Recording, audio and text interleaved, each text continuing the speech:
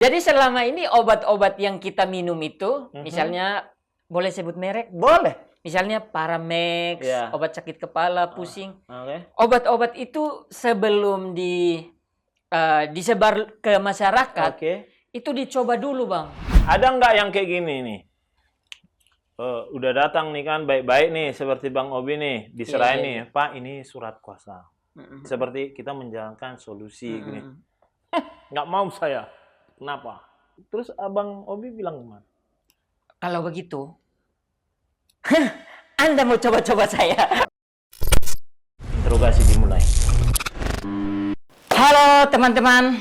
Jadi hari ini saya diundang ke YouTube-nya Pak Ambarita. Tapi sebelum beliau buka, katanya beliau pengen kita roasting ya. Oke, kita coba ya. Mudah-mudahan tidak dibedil kepala saya. Jadi jujur Bang, sebenarnya saya senang banget diundang sama Abang di YouTube-nya untuk podcast. Dan ini jujur pengalaman pertama saya diundang polisi Bang, buat podcast. Soalnya sebelum-sebelumnya lebih sering dapat surat panggilan. Udah gitu bukan podcast di BAP saya Bang. Tapi saya di sini bukan sebagai polisi, saya di sini iya. sebagai masyarakat yang benar-benar pengen mengedukasi masyarakat. Iya, mantap. Oke. Saya dengar-dengar memang Bang Ambarita ini minta saya ngerosting ya. Makanya saya mau tanya sebenarnya Bang Ambarita udah tahu belum roasting itu apa Bang? Di roast itu dipanggang. Roasting itu artinya dipanggang. Saya mau nanya dong Bang, sebenarnya Abang ini polisi apa kambing guling sih Bang? Lebih ke gajah guling sih. Nah, teman-teman, penonton Ruang Ambarita, kita sudah kedatangan tamu. Pada segmen sekarang ini, kita ada Bang Obi Mesa di sini. Dia pernah jadi debt collector dan dia sekarang di Komika. Komika, betul Bang. Komika. Dan saya baru tahu tadi pas sebelum in frame kami ngobrol, ternyata beliau ini adalah sarjana pendidikan dari UNJ. Bang. Dari UNJ. Tepuk tangan dong buat Bang Obi. Oke Bang, pertama Bang, kenapa dikasih nama Obi Mesa kayak penyanyi itu? Kenapa dikasih nama Obi Mesa? Jadi ceritanya ini panjang Bang. Panjang. Kalau saya ceritain bisa 2 hari ini kita. Nggak apa-apa 2 hari. Nggak apa-apa ya. Memory card-nya cukup. Paling penonton yang bosan. Itu ya. Iya. Singkat aja Bang. Jadi ceritanya bapak saya itu dulu itu dia ngefans sekali dengan penyanyi pop tahun 80-an tuh Bang.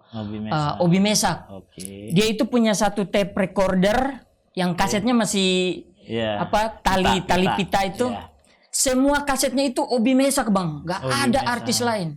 Makanya habis itu dia menikah, lahirlah saya. Lahirlah saya, dikasih nama Obi Mesak sesuai dengan orang yang dia ngefans. Mungkin berharapnya saya masuk Indonesian Idol. Abang nggak bisa nyanyi emang? Aduh, suara saya kalau kayaknya lebih enak teriakin orang Bang. Teriakin orang ya? Iya. Tahun berapa abang itu ke Jakarta? Saya itu ke Jakarta itu tahun 2010 Bang. 2010. Karena dasar apa? Karena dasar setelah lulus SMA, hidup lontang-lantung, nggak tahu mau ngapain. Kebetulan tante sama om saya itu orang tinggal di Jakarta. Tinggal di Jakarta, mereka itu punya yayasan dalam bidang sosial gitu, kayak kemasyarakatan gitu. Nama yayasannya itu Yayasan Hati Melayani Indonesia. Nah kebetulan mereka ada program-program di daerah saya, pedalaman kayak kasih sekolah anak-anak yang tidak mampu, kasih pelatihan kerajinan segala macam. Pas ke sana, saya diajaklah sama mereka ke Jakarta. Begitu Bang. Diajak, terus sampai di Jakarta ikut melayani. Sampai Jakarta ikut melayani di yayasan mereka di Jakarta, ada pusatnya di Jakarta. Terus saya dengar-dengar abang jadi sembari melayani, abang kuliah. Nah betul, jadi saya datang 2010, kerja dulu di yayasannya, ikut bantu-bantu lah, nggak banyak-banyak tapi bantu-bantu di situ. Kuliah tahun 2020 ya. 2012 kuliah di UNJ. ambil jurusan UNJ jurusan ada namanya jurusan pendidikan luar sekolah. Oh, ada pendidikan luar sekolah. Ada. Jadi dulu saya ambil jurusan itu karena saya pikir kalau kuliah di situ enak, Bang. Kenapa itu? Kuliah dosen di dalam, mahasiswa di luar. Oh gitu ya. Kuliah. Ada. Jadi yang sebenarnya itu jurusan itu dia lebih ke pendidikan non formal, jurusan pendidikan luar sekolah. Jadi spesifikasinya itu kita jadi konsultan dari Kementerian Pendidikan gitulah untuk program-program mereka kayak kursus pelatihan. Oh, jadi guru di kursus-kursus. Jadi guru tapi yang non formal, bikin program pelatihan, kursus gitu-gitu. Dilanjut. Nah, nggak dilanjut, Bang. Kenapa? Nggak, kuliahnya memang sampai selesai tapi profesinya nggak setelah lulus nggak melanjutkan jadi gurunya. Kenapa? Karena ketemulah dengan dunia stand up comedy sih, Bang. Mulai kapan itu? Mulai 2015. 2015 awal mulanya ceritanya gimana? Kok bisa dari tiba-tiba mau jadi guru, kok tiba-tiba jadi komika? Gimana ceritanya? 2015 itu jadi ceritanya saya waktu itu sudah keluar dari om saya yang tadi sudah keluar. Sembari kuliah tuh saya kerja di restoran, Bang.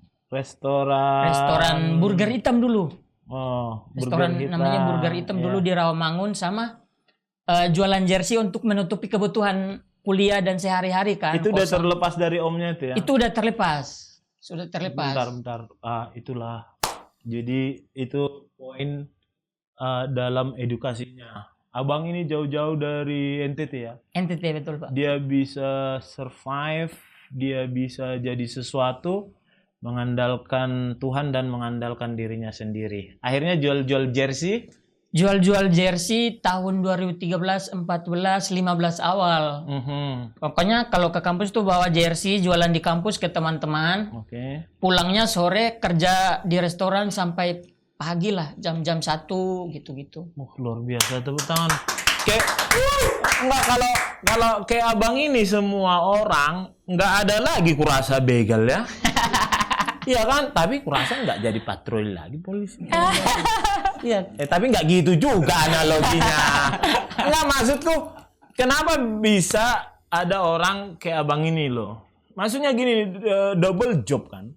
Iya. Kuliah, kerjanya apa? Di restoran makan sama jual jersey. Saya rasa kalau banyak orang seperti itu, nggak ada lagi orang bilang, susah cari pekerjaan, nggak ada lagi orang bilang kayak gitu ya. Iya kan? Bener gak sih? Kenapa bisa tiba-tiba langsung ke stand up? Apakah dikenalin teman? Apa gimana ceritanya? Jadi kalau gabung stand up itu 2015 bulan Oktober, Bang. Bulan Oktober, ingat banget bulan ya. Oktober.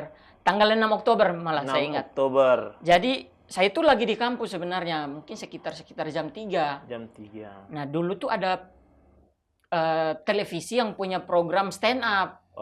Tapi mainnya di kampus. Jadi artis-artis stand up-nya mainnya di kampus.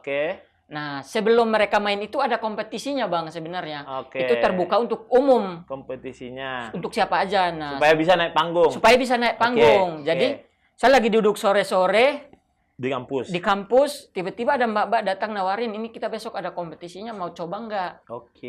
Akhirnya saya berpikir, ini kayaknya menarik ini. Akhirnya saya pulang, saya bikin materi, Bang.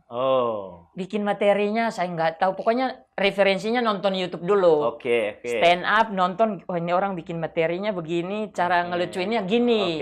Saya pelajari, saya bikinlah materi. Saya masih ingat pertama kali materi stand up saya itu tentang jaringan telepon. Jaringan telepon. Jadi di kampung saya tuh, saya kalau komunikasi dengan keluarga itu susah, Bang. Jadi mama saya kalau mau telepon saya harus naik ke atas pohon dulu. Dan ternyata itu sebenarnya benar, Bang. Ada itu? Ada itu. Ada. Nyari sinyal.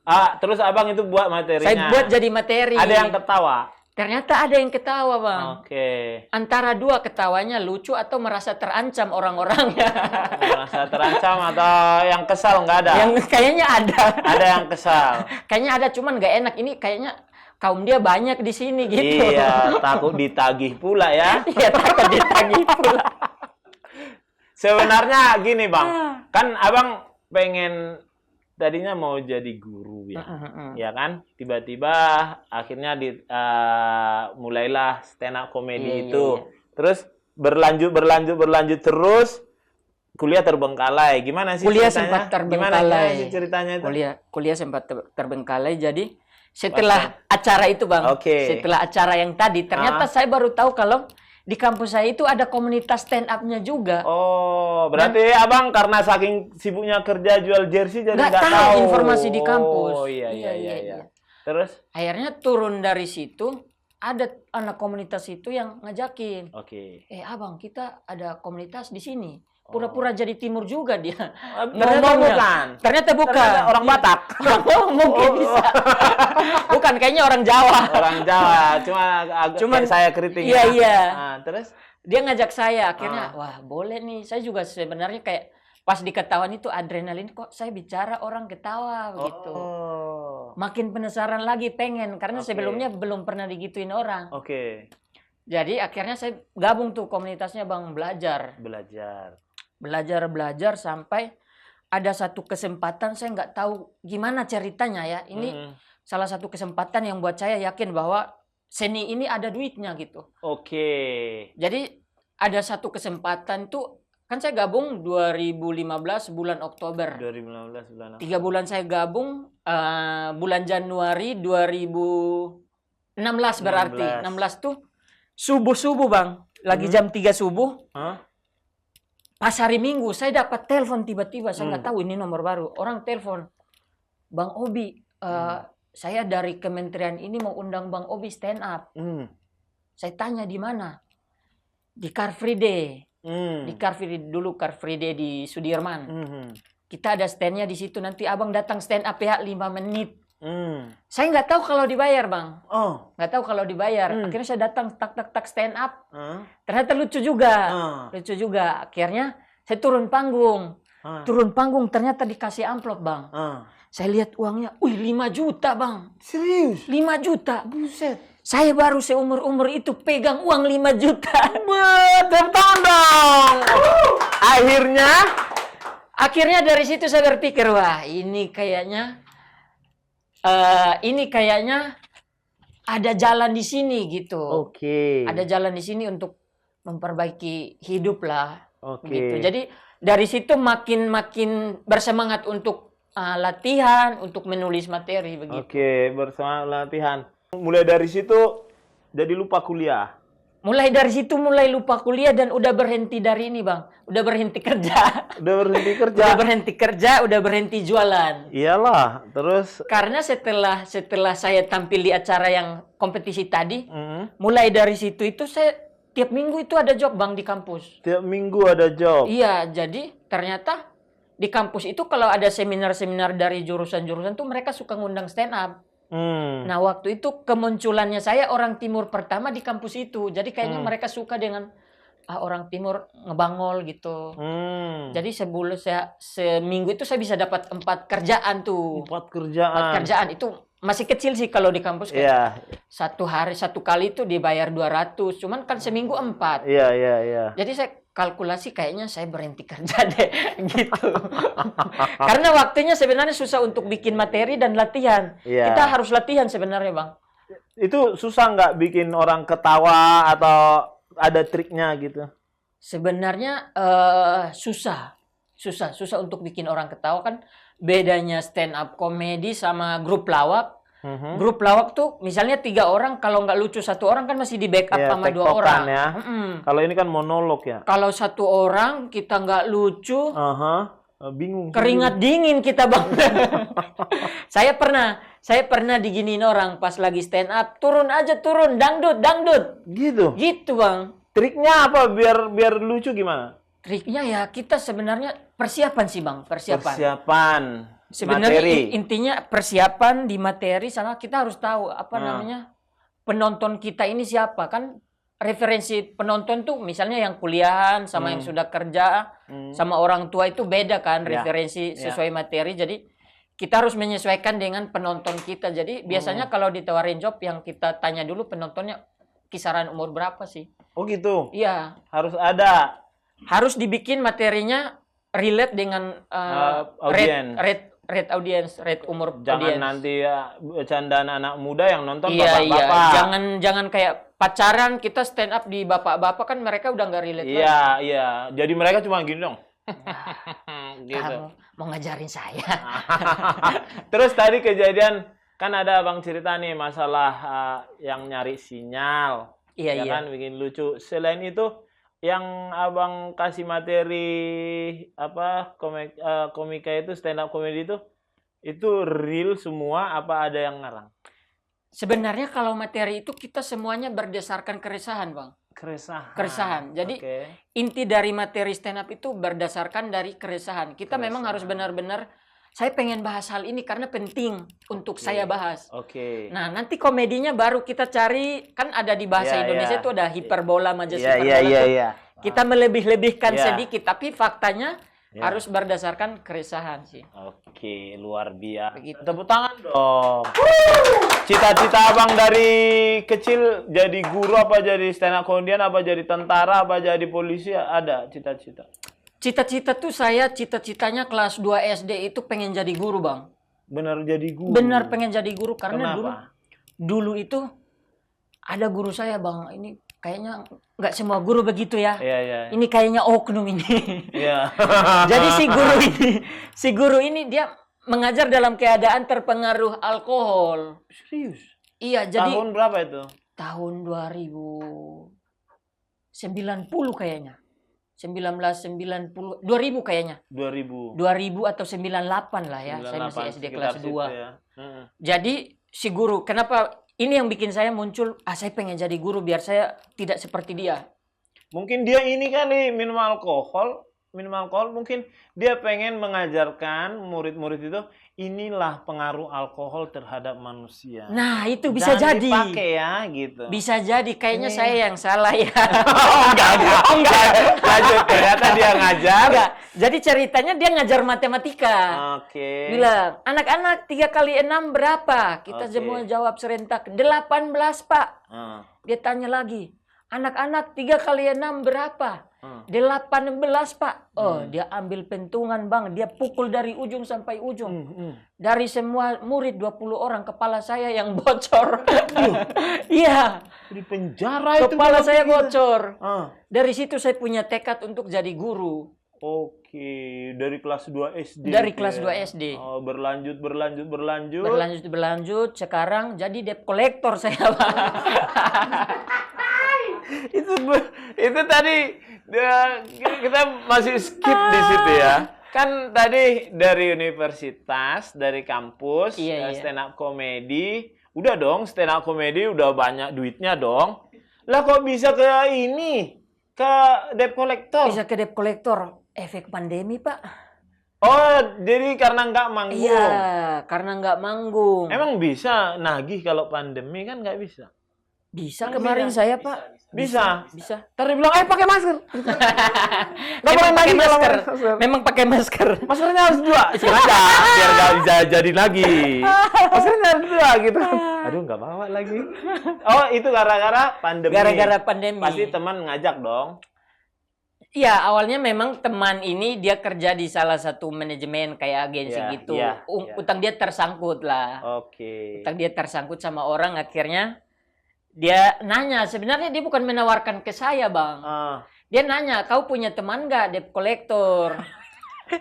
Ntar dulu, itu dia agensi itu mentang-mentang dilihat gitu kan, karena orang timur, dia langsung ngejudge aja lu. Terus padahal abang nggak tahu apa-apa tentang debt collector. Sebenarnya sebelumnya saya tahu lah, karena kebetulan lingkungan saya semuanya rata-rata begitu ya. Jadi dia menawarkan, bukan, dia bilang, kau punya teman nggak yang bisa kerjain? Ini saya ada utang yang nyangkut. Saya bilang, sudah, nggak usah cari, saya aja. Itu pas pandemi ya? Pas pandemi. Terus akhirnya saya kerjain. Berhasil? Saya ajak teman 1 orang, kita kerjain dan berhasil. Berhasil. Berapa persen? 40, Pak. Luar biasa. Tepuk tangan, Bang. Akhirnya dari situ berlanjut terus. Dari situ kelihatan, wah ini lumayan nih 40. Lumayan 40%. Ini beralih lagi nih. Nggak nanya gini, ada lagi nggak yang punya utang nih? Terus. Nah, mulai dari situ baru saya bikin akun TikTok itu. Oke, TikTok yang Akun saya TikTok tonton itu yang ya. Bapak tonton ocehan debt collector itu. Itu. Gitu. Akhirnya kalau misalnya udah bikin akun TikTok itu kan stigmanya kan kayaknya lucu ya. Iya. Bukannya berbanding terbalik, kalau debt collector kan harus tegas dong. Tegas. Ya kan, harus agak sangar gitu kan. Bayar utangmu. Kau ngutang boleh nggak? Bayar kamu. Nggak mungkin dong. Bayar utangmu gitu. Gini kan. Iya kan? Bagus. Terus bikin TikTok, terus setelah bikin TikTok berhasil nggak debt collectornya? Makanya justru bikin TikTok makin rame lagi, Pak, saya kerjaannya. Kenapa? Karena banyak orang yang minta ditagih utangnya lewat TikTok. Entah real atau enggak itu benar. Berhasil. Berhasil. Ada dari TikTok sudah 2. Ada lagi yang saya kerjain. Banyak dong kerjanya sekarang. Tapi setelah sekarang udah enggak, masih pandemi lah sekarang dibilang ya. Sekarang jalan dong dua-duanya dong. Dua-duanya jalan. Jadi menemukan lapangan pekerjaan baru saya. Bukan ini ya. Biasanya kan kebenaran akan menemukan jalannya. Kerjaan akan menemukan lapangannya. Lapangan pekerjaan. Aduh. Lucu abang ini. Enggak, bikin TikTok itu caranya gimana kalau nagih-nagih kayak gitu? Jadi sebenarnya gini, Bang. Saya bikin TikTok awalnya itu karena urusan kerjaan juga. Kerjaan. Jadi tadinya saya sudah menagih duluan nih, sudah menagih duluan. Terus karena urusan kerjaan syuting, ada syuting, mereka minta sosmednya Instagram, harus punya Instagram, TikTok sama YouTube. Penagihan itu? Bukan. Ini apa? bukan di luar penagihan. Kerjaan lain, kerjaan lain syuting. ya. Kayak sinetron atau iklan gitu. Harus punya itu syaratnya. Akhirnya saya mikir bikin TikTok apa ya? Saya lihat-lihat di TikTok orang sudah bikin yang sketsa, komedi, hiburan, orang joget. Saya lihat kayaknya orang timur belum ada yang bikin debt collector. Akhirnya saya bikinlah debt collector itu. Awalnya memang tujuannya buat kerjaan kalau syuting, biar saya ada TikToknya gitu. Tapi ternyata TikTok ini dampaknya sekarang yang masuk ke TikTok saya bukan kerjaan stand up, Pak. Nagih utang saya. Nagih utang. Tapi nggak apa-apa lah daripada ini kan. Tapi keras nggak sih kalau sebenarnya diharuskan nggak sih kalau harus keras menagih itu? Apa caranya Bang Obi nagih itu gimana? Nah sebenarnya saya begini, Bang. Kalau pada dasarnya orang menagih utang itu kita beda sama yang biasa di up media itu. Yang orang nggak tahu tentang debt collector itu adalah biasanya kita datang sebenarnya bawa solusi buat orang yang utang. Nah, ini yang harus dipelajari nih. Ini yang harus diketahui masyarakat. Ini yang harus orang tahu. Oke. Biasanya kita itu datang bawa solusi buat orang yang punya utang. Punya utang. Jadi kita tuh datang tuh nggak asal-asal marah-marah. Nggak kayak yang dilihat-lihat itu ya. Nggak kayak yang di media ya. Iya. Karena kita bagaimana mau berhasil kalau baru datang udah marah-marahin orang kan. Iya. Sedangkan kita pengennya dapat duit. Iya. Nah biasanya misalnya orang nih utang, misalnya Bapak utang taruhlah 10 juta. Misalnya. Walaupun Bapak nggak pernah ngutang ya. Nggak pernah saya ngutang. Pernah saya datang. Ya, terus? Pernah ya? Pernah. Ya udah pokoknya begitulah. Terus? Misalnya Bapak punya utang, saya datang. Biasanya kita bikin surat kuasa dulu dengan orang yang ngasih kerjaan. Saya datang ke Bapak. Ini Pak, saya ada surat kuasa dari pihak pertama, ini bla bla bla. Bapak ada tersangkut utang dengan dia, misalnya taruh 100 juta. Gimana Pak solusinya supaya Bapak bisa bayar ini daripada tiap hari saya datangin Bapak. Bapak sebagai orang yang punya hutang tanggung jawab harusnya kan. Cuman yang lebih sering terjadi mereka lebih galak, Pak. Nah, itu yang bisa menimbulkan kadang terjadi percekcokan. Begitu sebenarnya. Jadi konfrontir gitu, jadi ribut ya. Iya, jadi ribut. Terus solusinya apa? Solusinya kita datang tuh sebenarnya nggak marah-marah. Yang biasanya orang lihat itu kita datang marah-marah kan. Yang orang tahu stereotipnya kan kita nagih utang tuh marah-marah. Sebenarnya enggak. Kita datang bawa solusi. Ini Bapak punya utang nilainya sekian. Gimana caranya? Bapak punya apa nih yang bisa kita bantu untuk diselesaikan utangnya? Misalnya dia nggak punya uang tapi punya barang yang bisa digade dulu atau dijual untuk menyelesaikan utang ini karena sudah tanggung jawab. Begitu sebenarnya awalnya. Oh, ada nggak yang kayak gini nih? Udah datang nih kan baik-baik nih seperti Bang Obi nih diserahin nih, Pak ini surat kuasa. Seperti kita menjalankan solusi gini. Nggak mau saya. Kenapa? Terus Abang Obi bilang gimana? Kalau begitu, Anda mau coba-coba saya. Oh, ribut nih ceritanya nih. Loh, saya nggak mau, gimana? Ya biasanya kita dahulukan komunikasi dulu. Lebih ke merangkul dia, Bapak. Sebenarnya Bapak harus bertanggung jawab. Pokoknya intinya adalah Bapak harus bertanggung jawab karena ini merugikan orang juga. Kalau Bapak nggak bayar ya, masa mau tiap hari didatangin orang timur gitu kan? Iya. Saya tidak mau didatangin orang timur. Saya maunya orang Batak. Iya kan bisa gitu. Bisa gitu. Namanya ya. punya utang lebih galak dong. Tapi ya itulah kalau udah punya utang yang mau bayar. Kalau nggak bisa bayar gimana? Apa solusinya? Digadekan barangnya. Iya, kalau misalnya dia punya tanah kah, punya apa, kita bantu untuk digade atau apa supaya dia bayar. Iya. Sebenarnya seperti itu. Atau dia minta waktu, misalnya dia bilang saya punya ini tapi saya minta waktu berapa, sebulan 2 bulan untuk melunasi atau mencicil, sebenarnya biasanya begitu. Gitu. Bisa ya. Bisa. Kan Bang Obi nih lahir di NTT. Iya. Ngomongin NTT lagi nih. Padahal bagus nih di sana itu. Gimana Bang di sana ceritanya? Apa perbedaan di NTT sama di sini? Dalam hal apa ini, Pak? Dalam semua hal. Dalam Contohnya dalam pendidikan. Oh, pendidikan. Terus contohnya pendidikan sama nggak di sana pendidikannya? Terus yang kedua, di sana itu orang tawuran nggak misalnya? Oke. Di sana ada begal nggak? Terus di sana itu yang jelas saya tahu orangnya ramah-ramah di sana. Iya. Yang jelas saya tahu di sana orangnya ramah-ramah. Lu baik, gue lebih baik. Benar. Lu macam-macam, gue senggol lu gitu Benar. Kalau yang saya lihat perbedaannya secara keseluruhan, Bang. Keseluruhan, iya. Perbedaan di sana keseluruhan antara NTT dengan di sini yang sudah Abang alami apa? Dengan di sini yang sudah saya alami sebenarnya banyak sekali. Banyak. Terutama Yang paling mengusik Abang apa? Yang paling mengusik Abang apa? Yang paling mengusik saya sebenarnya kalau dalam hal pendidikan ya. Pendidikan. Dalam hal pendidikan namanya kita di daerah-daerah terpencil ya. Terpencil memang susah. Okay. Memang susah, mungkin fasilitas segala macam. Terus sekolahnya jauh-jauh gitu. Saya dulu sekolah Bang, jarak sekolahnya 30 kilo. Dan itu jalan kaki pergi pulang itu. Tahun berapa itu? Saya SD tuh tahun 97-98 tuh. Tapi Pak Presiden kan sekarang udah bagusin NTT. Nah sekarang ya justru itulah makanya kita senang sekali dengan beliau.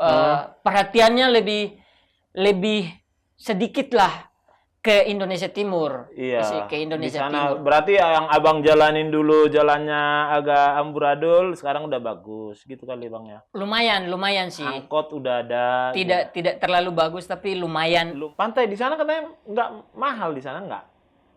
Kalau Kupang sebenarnya enggak. Kalau Kupang. Yang mahal itu Lombok. Di Lombok. Lombok sama Pulau Komodo. Tapi indahnya kan sama kan? Indahnya sama, cuman di tempat saya belum nah ini yang perlu saya sampaikan masukan juga ke pemerintah, mungkin pariwisata ya. Pantainya bagus-bagus tapi pengelolaannya, manajemennya kurang bagus menurut saya. Penataannya. Abang terakhir ke sana tahun berapa? 2020. Oh, udah pulang. Udah pulang. Banyak dong minta foto Bang Obi. Waduh. Bang Obi mesak. Aduh. Iya kan? Banyak foto dong. Ya ada lah 1-2 mah bapak sama mama saya. Setelah Abang pulang di sana banyak perubahan. Perubahan ada. Kalau di kotanya sudah mulai ada, tapi ke kampung saya masih ada yang bagus, ada yang enggak. Dari Kupang ke kampung Abang berapa kilo? hampir 200, 160 kah? 170 kilo. Berarti naik bis lagi saya dari bandara. Berarti Medan Siantar itu. Iya, iya. 160. Iya, Iya ya. 160. Terus Abang di sana dalam rangka apa? Saya kemarin kebetulan pulang syukuran wisuda, Abang. Syukuran wisuda 2019, syukurannya 2020. Iya, nggak ada gitu Bang pas Abang pulang sana gitu, nggak ada ngeliat, aduh, saya harus jadi guru di sini.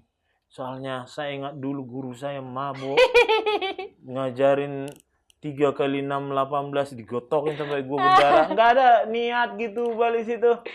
Sebenarnya ngumpulin duit dulu. Tuntutan moral ada sebenarnya, Bang. Oke. Cuman tuntutan ini. Tuntutan ini yang nyuruh saya balik Jakarta. Saya doain Abang supaya berkat dan rezekinya luar biasa. Amin, amin, amin, amin. Supaya nanti bisa juga ikut membangun NTT. Bedanya Abang tinggal di mana? Saya di dekat Atambua. Atambua ke Kupang itu 160 ya. 160. Itu tapi semua saya lihat di video-video itu indah-indah tempatnya. Memang indah-indah. Nah, tapi itu karena pengelolaan, manajemennya, penataannya kurang bagus. Jadi nggak ada niat Abang di situ jadi pengelola atau jadi guru. Saya semenjak stand up aja lah ya. Semenjak di Jakarta pusing dengan politik, Pak. Saya. Jangan politik. Tapi kan kita kalau begitu kan harus berpolitik dulu baru bisa dapat jabatan. Tidak kan mengusaha. Iya sih, kalau itu kayaknya ada peluang sih, ada Iya, peluang. jangan karena perlu ruang ambarita penonton ruang ambarita tahu nih Bang Obi Mesa ini jago ini dalam menarik penonton di TikTok. Dia pernah bikin suatu terobosan di TikTok live, ditonton banyak orang sampai berapa? 12.000 orang yang nonton. 12.000 orang di TikTok, padahal dia baru di TikTok. Yang nonton banyak. Tahu apa live-nya? Dia bilang mau nagih utang. Akhirnya yang punya gedung komplain, akhirnya dia disuruh minta maaf. Untung cuma disuruh minta maaf kalau tuntut. Ya maafin ya Pak yang punya gedungnya dia cuma ini. Tapi saya rasa saya nggak bisa ngejudge dong. Itu satu trik media dong yang dibuat supaya menarik penonton. Gitu kira-kira. Tapi semoga Abang sukses di dalam semua pekerjaan Abang diberkati Tuhan. Amin. Terus Bang Obi pernah kerja tes obat sebelum dijual ke masyarakat? Oh itu, iya betul banget. Perjalanan hidup saya kayaknya liku-likunya banyak. Iya, tapi itu yang membentuk karakter Abang menjadi kuat dan tangguh. Mungkin iya, kan? itu juga. Iya. Terus, jadi gimana ceritanya? Itu ceritanya gini Bang. Jadi tahun 2016. 2016 menuju 17 lah. Baru tahu saya ada tes. Terus? Jadi selama ini obat-obat yang kita minum itu, misalnya boleh sebut merek? Boleh. Misalnya Paramex, obat sakit kepala, pusing. Okay. Obat-obat itu sebelum disebar ke masyarakat, itu dicoba dulu, Bang. Beneran? Dicoba dulu. Itu dari mana? Farmasi apa dari mana? Departemen Kesehatan? Ada labnya. Ada yang cabang dari rumah sakit gitu-gitu. Oh gitu? Iya. Dicoba. Tapi memang kayaknya memang prosedurnya begitu. Jadi katanya dulu sebelum 2012 itu dicoba ke tikus, Bang. Oke. Cuman sama tikus kan mungkin hasilnya agak-agak bagaimana berbeda berbeda. Terus karena Abang ngetes itu? Nah, akhirnya saya ngetes itu karena teman ada yang sudah pernah kerja di situ. Itu namanya quality control obat loh. Iya. QC. Jadi itu kita di karantina, Bang. Di karantina. Padahal Abang nggak sakit. Nggak sakit. Disuruh makan ini. Disuruh minum obat ini. Satu hari minum tuh berapa obat. Iya, minum berapa kali untuk dicek dosis obatnya. Dicek dosis obatnya. Habis kita minum, kita tidur. Nanti berapa jam kemudian kita bangun, diambil darah, dimasukkan ke lab untuk tahu hasilnya. Satu hari itu kita diambil darah 16 kali, Bang. keluar dari situ jadi kuyang kita.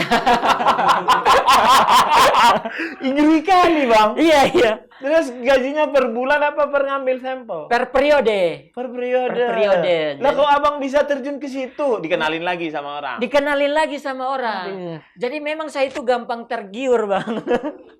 Tapi sekarang kan udah enggak. Sekarang udah enggak. Udah settle dong. Udah lumayan punya lah. TikTok, ya kan? Stand up comedy di Stand up mana-mana, debt collector. Lah luar biasa. Yang penting kita melakukannya dengan penuh tanggung jawab, tidak melukai orang lain. Nah, itu. Iya kan? Kalau misalnya ya jelas saya bukannya membela debt collector ya. Kalau saya punya utang, saya bayar gitu. Itu betul. Harusnya begitu. Ya nggak mungkin kalau nggak punya misalnya dia sudah kredit ya otomatis tanggung jawab dong. Kalau nggak bisa bayar ya cari jalan solusinya seperti itu dong kan. Jangan kita tiba-tiba menyalahin dia kejam, dia ini. Tolong supaya kita jangan terlalu gampang menghakimi orang lain. Tentu karena pernah ada berkata gini, balok di matamu besar kau tidak lihat, selumbar debu di mata orang lain bisa kau lihat. Sama seperti misalnya gajah di depan mata nggak kau lihat, tapi semut di ujung laut kau lihat. Nah, maksudnya sama saya, kita jangan terlalu gampang untuk menghakimi orang lain. Belum tentu kita lebih benar daripada orang itu. Jadi stop judging people. Don't judge a book by its cover gitu loh, Bang. Betul, jadi sekarang segmen keempat kuis nih, Bang. Oke, kuis nih kita, Bang. Ajis gagap atau Ajis doa ibu? Aduh, Tuhan. Bukan aku loh yang ngomong, dia loh. Kayaknya saya suka dengan komedi-komedinya Bang Ajis Gagap. Tapi Bang Ajis doa ibu presiden stand up Indo. Jadi kalau saya nggak pilih, kayaknya dibuang saya ke laut. Jawaban yang luar biasa. Tak kenal sama mereka semua. Saya kenal sama Bang Ajis Gagap. Pernah saya diundang di program TV mereka yang di OVJ. Iya. Pernah ketemu. Saya juga pernah, Bang, ke OVJ. Pernah sama-sama pernah kita. Stand up atau main film? Aduh. Dua-duanya ada duitnya lagi. Dua-duanya ada duitnya. Kayaknya stand up, Bang. Karena stand up yang ngebuka jalan untuk main film. Oh iya. Benar, pintar ini. Abang ini. Debt collector atau stand up? Debt collector tapi kalau nggak ada panggung. Stand up tapi kalau nggak ada panggung ya nagih-nagih lah. Tipis-tipis. Nggak mungkin stand up terus. Nggak mungkin stand up terus. Tapi rezeki kita nggak tahu datangnya dari mana kan. Iya. Nggak mungkin. Saya mau ini aja. Kalau dikasihnya lewat sini, masa nggak mau ngambil, Pak? Iya benar, Gitu. luar biasa tuh. Tangan dong. Yang terakhir, Kiki Saputri atau Kiki Fatmala? Kiki Fatmala saya nggak kenal ya. Memang dia. Dia di Bali. Beliau sekarang di Bali. Oh, kok Bapak bisa tahu? Iya, saya tahu. Pernah saya lihat videonya. Oh, mungkin dari sosmednya lagi di Bali ya, Pak. Iya. Iya. Kiki Saputri lah, karena teman berjuang bareng. Oh. Teman berjuang bareng di stand up, kemudian udah kayak keluarga. Udah kayak keluarga. Saya sempat masuk di kakak keluarganya dia. Oh, bukan pacar. Tipis-tipis lah. Ada yang batuk ini. Bukan ini ya, friend with benefit. Ya, pokoknya gitulah, Pak. Yang penting saling enak lah. Oke, saling mendukung, saling bikin gorengan apa bikin bahan materi stand up? Aduh, bikin gorengan atau ini kuis nih? Iya. Ya bikin materi stand up lah. Emang kenapa kalau bikin gorengan? Ada kisah buruk apa? Bikin gorengan kayaknya saya nggak jago menggoreng. Membakar, menusuk. jadi apa yang ini, Bang, apa yang udah kita dapat dalam pembicaraan ini bahwasanya ya, edukasinya ya, Bang ya. Abang mungkin setuju dengan apa yang saya utarakan ke Abang juga. Terus perjalanan hidup Abang yang penuh dengan lika-liku. Saya sampai hafal loh, Bang. Mulai dari gurunya yang mabok, pengen jadi guru, habis itu datang ke Jakarta dengan ada yayasan, habis itu kuliah, habis itu dikenalin jadi stand up comedy pertama-tama di Car Free Day, dapat amplop 5 juta, panjang sekali. Dan yang paling kocak itu dan paling membahayakan itu menurut saya tuh QC, quality control gitu kan. Jadi saya rangkum semua. Kalau di kami dulu di RSLC itu ada resume pendek, resume panjang. Bahwasanya setiap dalam perjalanan hidup orang itu kita harus berjuang habis-habisan, mati-matian untuk bisa berdiri di atas kaki kita sendiri. Betul. Dengan bantuan Tuhan yang Maha Kuasa tentunya. Itu juga yang jadi pelajaran buat penonton Ruang Ambarita supaya berlaku sama, tetap melakukan kegiatan-kegiatan positif, tetap melakukan apapun itu adalah kelakuan-kelakuan yang baik, yang berguna bagi masyarakat sekitar, berguna bagi orang lain. Terima kasih sudah menonton. Semoga apa yang kami bicarakan ini diambil baiknya, jangan diambil yang nggak baiknya, bermanfaat bagi semua penonton Ruang Ambarita. Terima kasih sudah menonton. Wassalam. Mantap. Terima kasih, Bang.